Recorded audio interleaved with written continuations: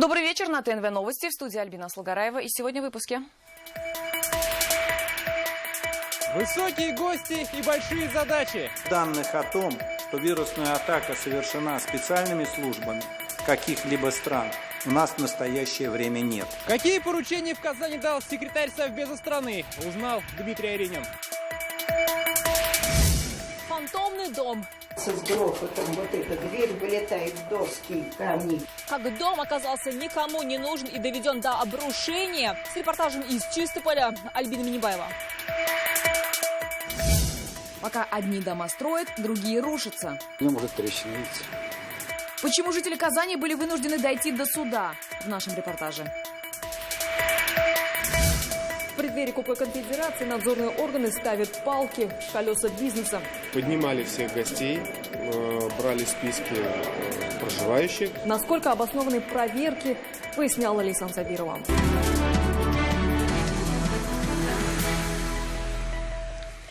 Почему вирус-вымогатель так широко запустил свои щупальца и кто может за этим стоять? Сегодня мировая кибератака стала одной из тем выездного совещания секретаря Совета безопасности страны Николая Патрушева. Встреча прошла в Казанском Кремле при участии Михаила Бабича и руководителей регионов округа. Что поручили губернаторам для борьбы с терроризмом, узнал Дмитрий Аринин. Обычно происходит как? Звонок, ой, мы что-то открыли, у нас все пропало. Или там зашифровалось. Сейчас компьютерщики всего мира обсуждают, как отгородиться от притязаний нового вируса-вымогателя. Как почитали, глобальная кибератака охватила более 200 тысяч пользователей в 150 странах мира. Это фактически перманентное уничтожение всех данных. Это еще нас не коснулось. Ну, там более специфический был вирус. Об этом вирусе говорили сегодня на совещании во главе с секретарем Совета безопасности страны. Как рассказал Николай Патрушев, Татарстан стал одним из наиболее пострадавших от атаки приволжских регионов. В целом же в России удалось избежать серьезных последствий. Однако частично пострадали информационные системы в тех органах власти, которые не завершили создание своих сегментов государственной системы обнаружения, предупреждения и ликвидации последствий компьютерных атак. Данных о том, что вирусная атака совершена специальными службами каких-либо стран, у нас в настоящее время нет. Но то, что были использованы высококвалифицированные специалисты, это подтверждается. Еще одна обсуждаемая тема – незаконная миграция. Сейчас далеко не у всех прибывающих дорога проходит через миграционную службу. Сейчас, как подсчитали, на территории Приволжского федерального округа незаконно находится более трети мигрантов.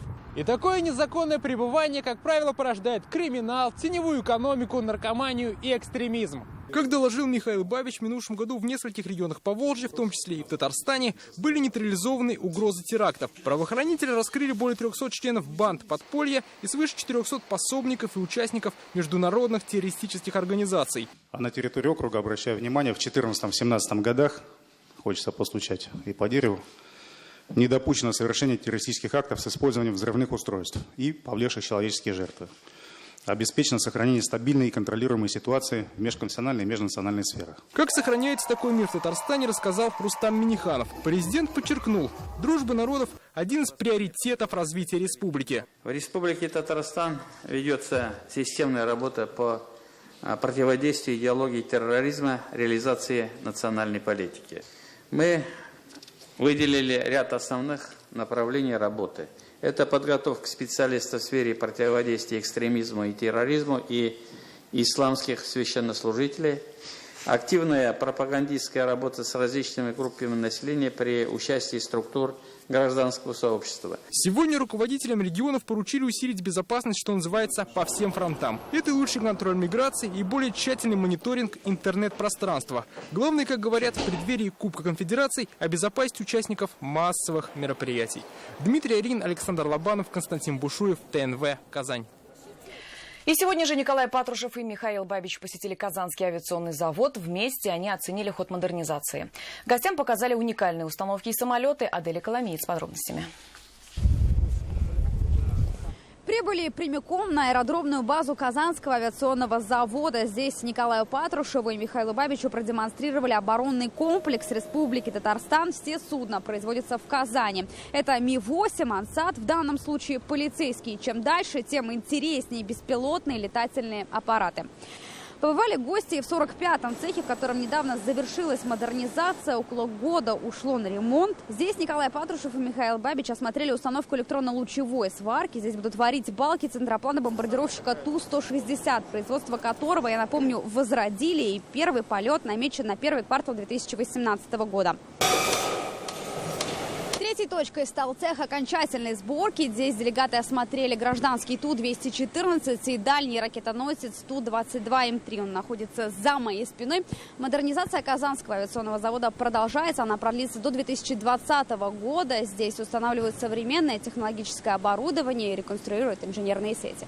Рекламист Александр Лобанов, ТНВ, Казань.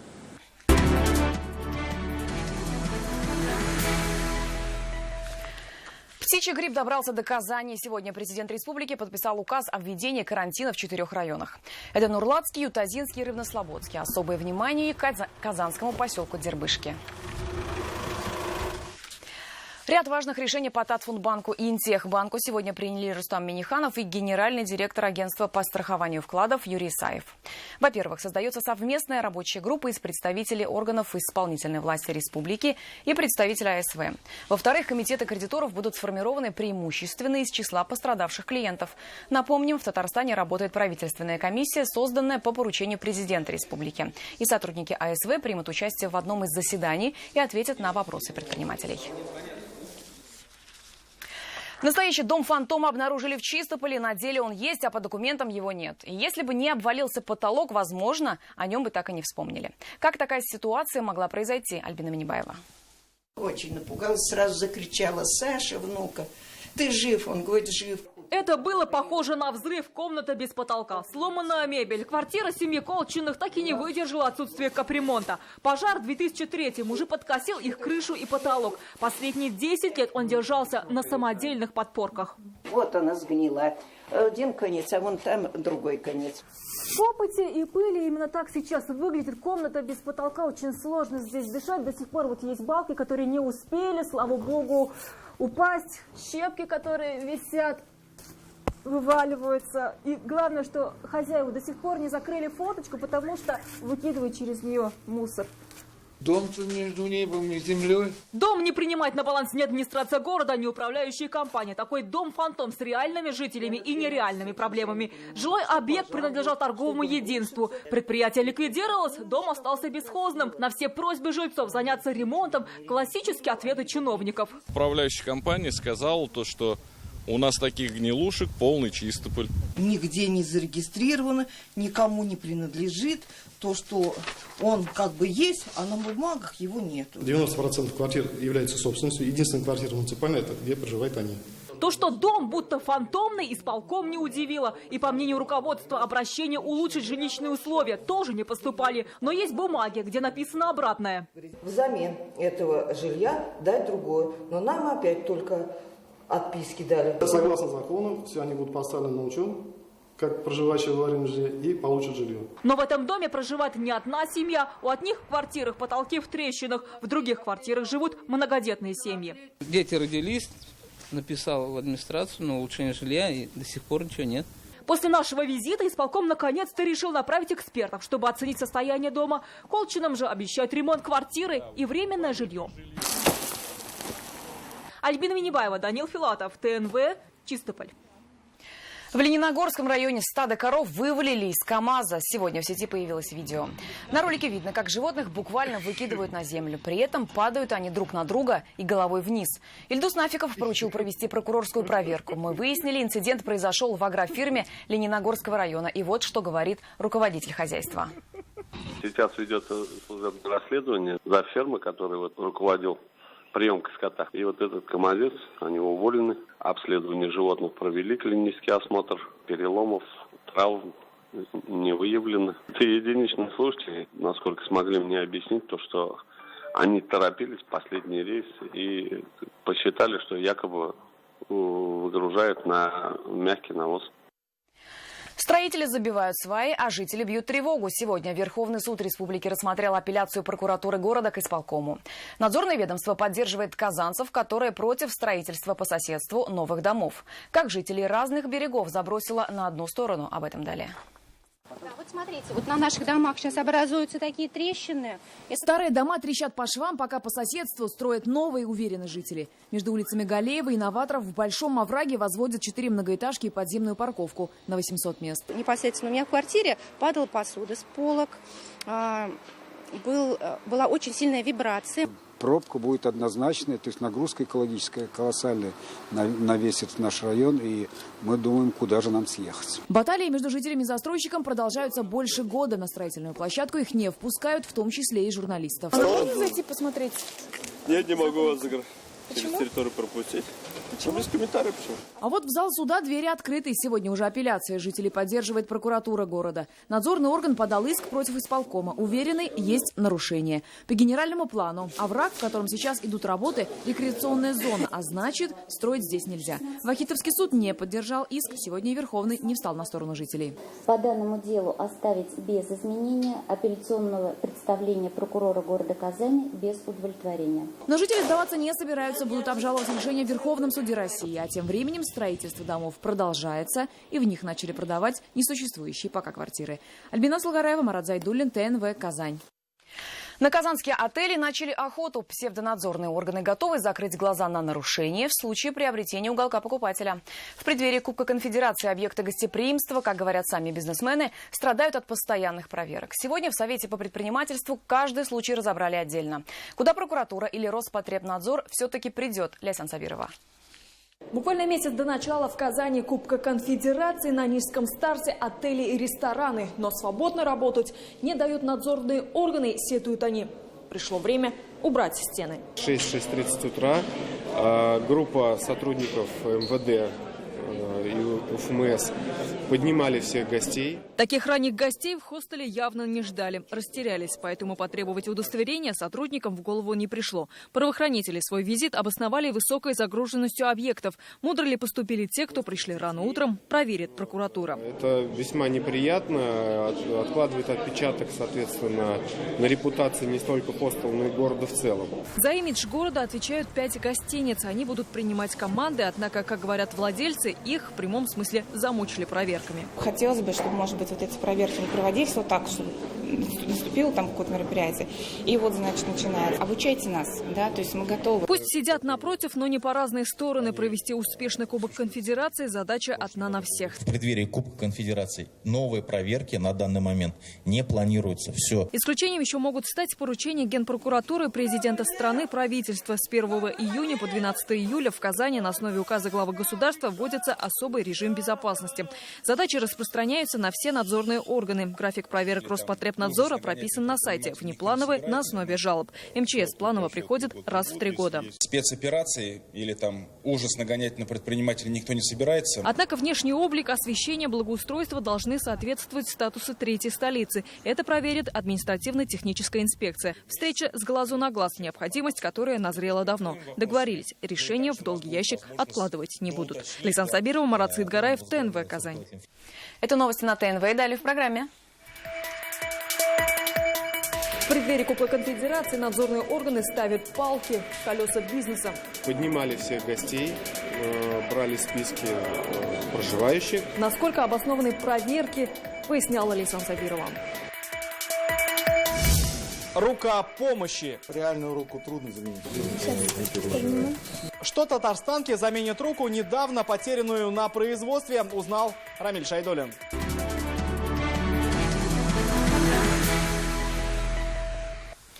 Рустам Минниханов сегодня встретился с представителями руководства Ford Motor Company. Спикеры наметили дальнейшие шаги партнерства. Кроме того, Рустам Минниханов сегодня же провел встречу с делегацией Австрийско-Российского общества дружбы. Сейчас республика активно взаимодействует с австрийскими деловыми кругами. Сотрудничество с Австрией планирует активизировать по многим направлениям. Как предотвратить нежелательную миграцию, но сохранить здоровые межнациональные отношения? Укрепят ли дружбу дома дружбы по всей стране? Эти темы сегодня обсудили на конференции в Ассамблее народов республики. Удастся ли сохранить мир вопреки мировым тенденциям? Александра Севастьянова. Работа в Ассамблее народов Татарстана началась с самого утра. Обсудили насущные вопросы. Один из них – перспективы домов дружбы в России. Итог себя ждать не заставил. Участники конференции закрепили диалог резолюцией. Основные пункты – признать деятельность домов дружбы необходимой частью в нацполитике и поддержать идею создания Дома национальности России в Москве. Мы приветствуем такой подход работы, когда такие щепетильные, тонкие, нежные вопросы межнациональных, межконфессиональных отношений обсуждаются на площадках в национальных республиках. И это правильно. Ее в тиши кабинетной, каким бы ты великим ученым не был, мне кажется, не выработаешь такую, чтобы устраивало всех. Открытым остается вопрос с нежелательными мигрантами. Сейчас в республику их прибывает порядка 80 тысяч. И здесь требуется совместная работа, автономия и строгий контроль. Если Дом дружбы и межнациональные отношения, то как в Татарстане. Республику в пример сегодня ставили часто. С кем ты живешь, знай их культуру, их языка и быт. Поэтому у нас все это и есть в Чувашской республике. И я бы пожелал, чтобы и в других регионах Российской Федерации вот это неписанные законы соблюдали. Поделились опытом и в работе с молодежью. Татарстан грамотно осваивает гранты в этом направлении, отмечают представители Мариэл.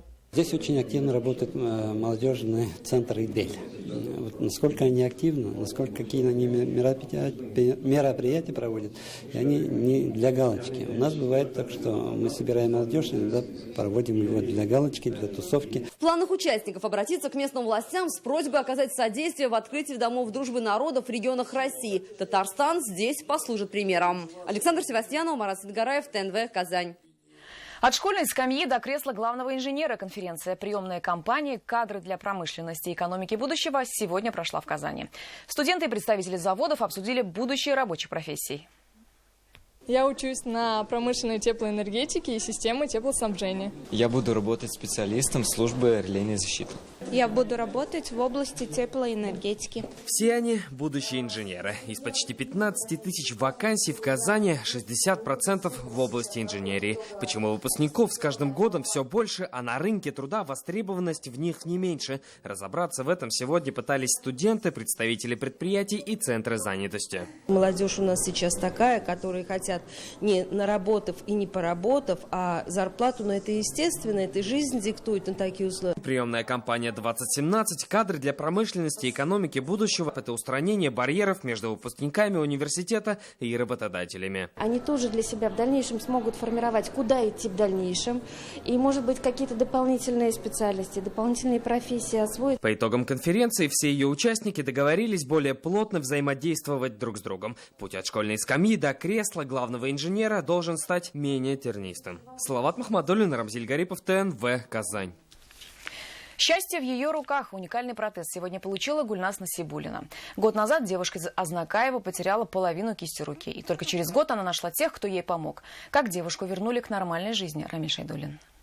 Я благодарна судьбе, Богу, что это все вот так только осталось. Порой это кажется страшным сном, но рука говорит о другом. На правой кисти Гульназ Насибуллиной нет нескольких пальцев. Девушка потеряла их за секунды, формовала хлеб, когда рука угодила под пресс. У меня под углом, похоже, что зашла, и у меня вот этот большой палец остался наверху. Отчаяться не дали мама и друзья. Искать как в 20 с лишним, вновь научиться писать и хватать начали в интернете. Рынок протезирования с первых страниц поисковиков, но из массы вариантов только пара достойных. Гульназ уже успела отсеять многие варианты протезов, потому что как бы красиво они не были внешне, на деле оказываются бесполезны. А вот активный подошел, с ним она и посуду помоет, и кровать заправит.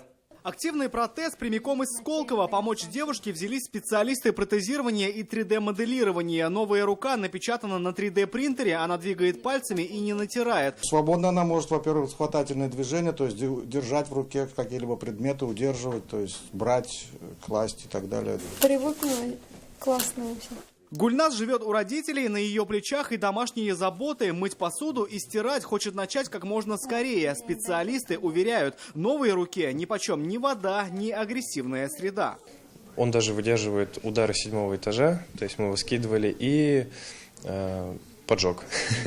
Выдержав все испытания, Гульназ берет жизнь в свои руки, контуры которых и были ее первыми рисунками. Через год после событий девушка обводит новая рука и жизнь с чистого листа. Рамиль Шайдуллин, Игорь Романов, ТНВ, Казань. В объективе ТНВ «Большая семья». В Международный день семьи на нашем телеканале стартовал проект. На протяжении почти полугода мы будем рассказывать о жизни многодетных семей республики и вместе узнаем, чем измеряется настоящее счастье. Оно у каждого свое, как и понятие «большая семья». Сегодня своими рассуждениями на эту тему поделились татарстанцы. Какую семью вы считаете многодетной? Больше 3 или 4. Не менее 3 человек. 2 человека уже многодетные. Для нас много, это уже 3 ребенка на семью. По моему мнению, многодетная семья – это когда в семье 3 и более детей. Многодетная семья должна состоять из 3 детей. От 3 и больше. В которой более 1 ребенка. А сколько у вас детей? У нас пока нет детей. 2. Фу-фу-фу, 0. У меня 1 дочь. Дочка 1. У меня нету. У меня 1 дочка. А хотели бы вы больше детей? Сейчас бы, наверное, конечно, хотел бы.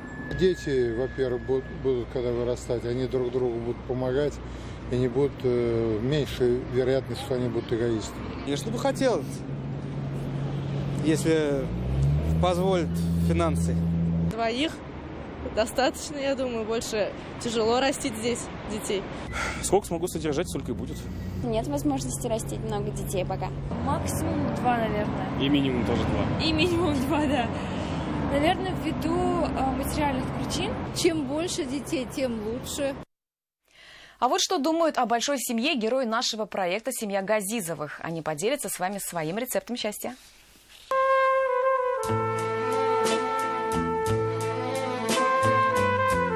Семья у нас большая. Вот такая у нас семья. Наш дом держится на большой любви. Что главное, я даже не могу по-другому сказать. Супруга. Да. Папа в семье главный. Потому что он построил дом. В дальнейшем у каждого сложится своя судьба. Должен и мастерить, и дом прибраться. Я умею готовить блинчики вместе с мамой. И готовить, и шить, и вязать. И лампочку крутить, и гвозди бить тоже мама научила. Надо надеяться на себя, на свое здоровье, на своих родителей, близких, родственников. И когда мы все вместе, наш девиз: когда мы едины, мы непобедимы. Эфир продолжит программа «Вызов 112». Женщина с психическими отклонениями ушла из дома вместе с 6-летним сыном. Куда и почему? Подробности через несколько минут. А далее выпуски новости спорта и прогноз погоды. Мы же увидимся в 21:30.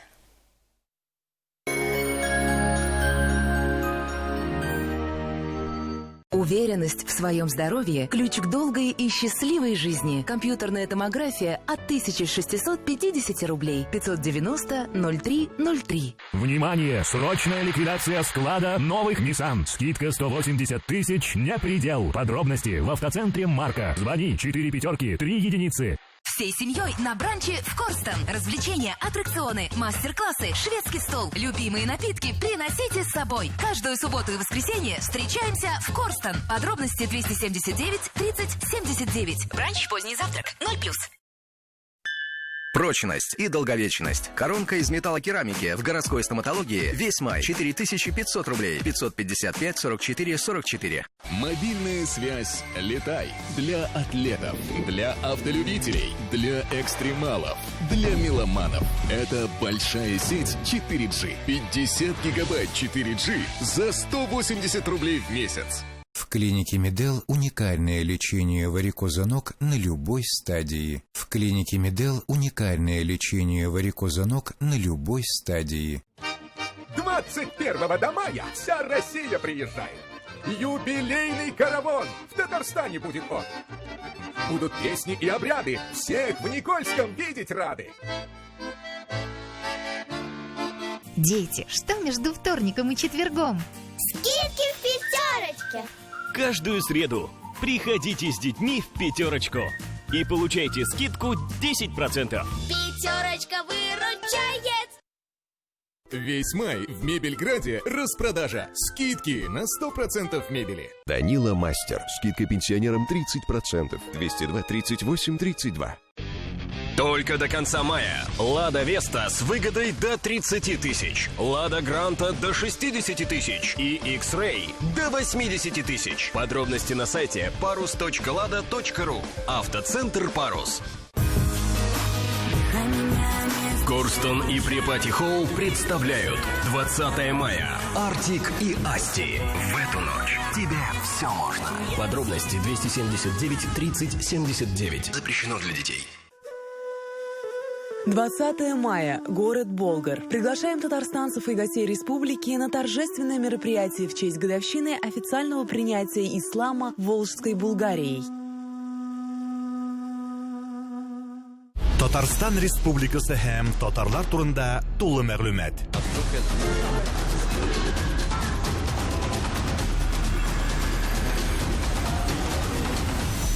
Татар-информ мәгълүмат агентлыгы.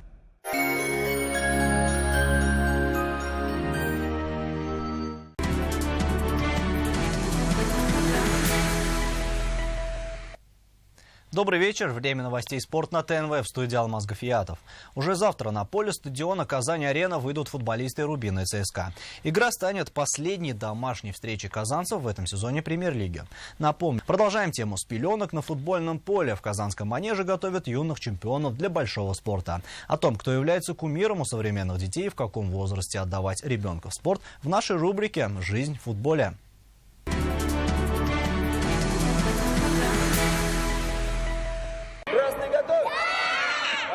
И не важно, что эти ребята еще не могут выговаривать все буквы правильно. Зато главные азы футбола у них уже в крови. Теорию знают практически все. Ежедневно эти дети наблюдают матчи с участием таких мировых футболистов, как Месси и Роналду. Нравится футбол, потому что там очень много разноводов. Есть самое движение, там есть защитник, нападающий. Мне нравится нападающим быть. Основа любой заинтересованности в семье. Если родители неравнодушны к спорту, то и ребенок будет стремиться к здоровому образу жизни. Так произошло и в семье Валеевых. Сначала спортом номер 1 увлекся отец, дальше на поле подтянулся и сын. Очень нравится футбол, там у меня есть друзья. Наверное, в таком возрасте о каких-то успехах говорить рано. Просто это тренировка. Эти тренировки дают возможность приучить человека к дисциплине какой-то, к команде, к ответственности. И к спортивному образу жизни самое главное. Казанский футбольный манеж напоминает большой муравейник, где представители любого возраста гоняют мяч по полю. На одной стороне взрослые, на другой дети. Юные футболисты, кстати, готовятся к российским соревнованиям. У 5 волейболистов завершились контракты с казанским клубом. «Зенит» покидают связующий Игорь Кобзарь, диагональный Денис Земчонок, блокирующий Андрей Ащев, а также доигровщики Евгений Сиважелис и Владимир Мельник. А руководством и тренерским составом хоккейного клуба «Акбарс» утвержден план подготовки команды к новому чемпионату КХЛ. В начале июля хоккеисты нашего клуба соберутся на своей тренировочной базе и пройдут медицинский осмотр. С 3 по 9 июля «Барсы» будут тренироваться в Казани. Дальше команда проведет учебно-тренировочный сбор в Финляндии. В конце июля запланированы контрольные матчи с «Нефтяником» и «Нефтехимиком». В августе хоккеисты примут участие в традиционном предсезонном турнире в Нижнем Новгороде и на Кубке Латвийской железной дороги в Риге. А 21 августа стартует новый чемпионат КХЛ. И это все новости спорта к данной минуте. Будьте здоровы и занимайтесь спортом. До свидания.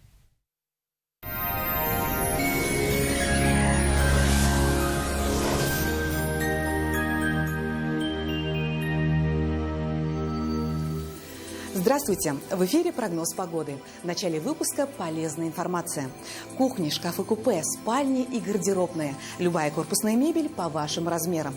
Только до конца мая при заказе кухни сушилка и мойка в подарок. При заказе шкафа-купе комод в подарок. Доставка и установка бесплатной. А теперь о погоде.